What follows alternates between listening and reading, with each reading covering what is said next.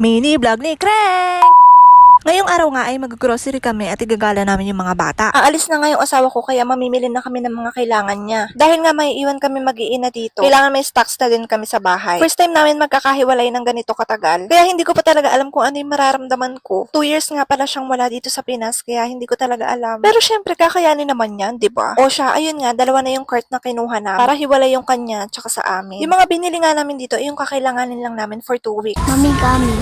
Ayan nga si Ash, nagpapabili ng gummies. After nga yan, iniwan na muna namin sa supermarket yung mga pinamili namin kasi dadaan pa kami ng Skechers. Kailangan kasing bilhin yung asawa kong sapatos. Wala na kaming ibang makitang slip-resistant na sapatos kundi dito lang sa Skechers. Di na kami naghanap-hanap pa kasing balak nga namin igala pa tong dalawa. So ayun nga, pumunta muna kami ng time zone. Kapag pupunta nga kami ng mall, palagi kaming dumadaan sa time zone para nga makalaro tong dalawang to. Pinaka-paborito talaga naming laruin yung mga claw machine. Kahit minsan hindi talaga kami nakakakuha, paborito pa rin namin siyang laruin. Yung tipong pag hindi mo nakuha, maiinis ka, ganun. Katulad nito, hawak na nga niya, nalaglag pa. Ano ba yan? Ilang beses na rin naman kasi ako nakakuha ng ganito sa mga claw machine. Ang sarap kaya sa pakiramdam pag nakakuha ka sa ganyan. Tapos pag di ka nakakuha, sabihin mo madaya, no? Madaya! Ano ka?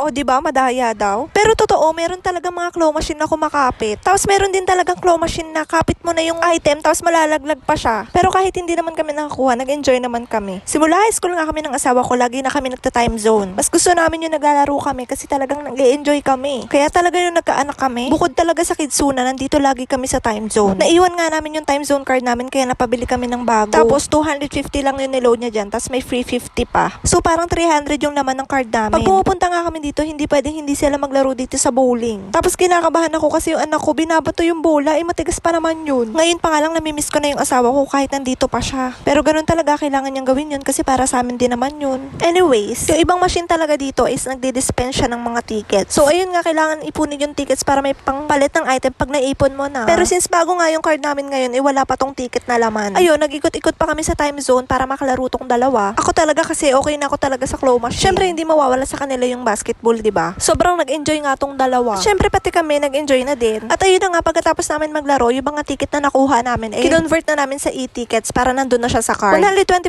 tickets ngayon nakuha namin dyan. Tapos nakalimutan ko, meron pa palang 30 tickets dun sa itlog. Kaya ayun, sinwipe na nga ulit namin sa card yung 30 tickets, kaya naging 154 na siya. After nga namin mag-time zone, kakain na muna kami kasi nagutom na kami. Tingnan niyo yung chinelas ko dyan, nakaposy ako. At ayun na nga, kumain kami dito sa Bonchon. Hindi ko na nabidyohan kasi gutom na nga kami, be. Tapos after nga namin kumain, pumunta pa kami ng playground. Kaya mga tikto, pag uwi namin tulog tong dalawang to. Grabe yung mga bata, ang taas ng energy, no? Kahit pagod na sila, tatakbo pa din talaga sila. Ayaw nga paawat ng bunso kong anak. Gusto pa rin talaga maglaro kahit sabihin namin, tara na, uwi na tayo. Kaya ayun yung sinabi namin, kukunin na namin yung gamis. Nagpaawat na siya, be. Tapos yun, after niya, umuwi na kami. Yun lang, bapush.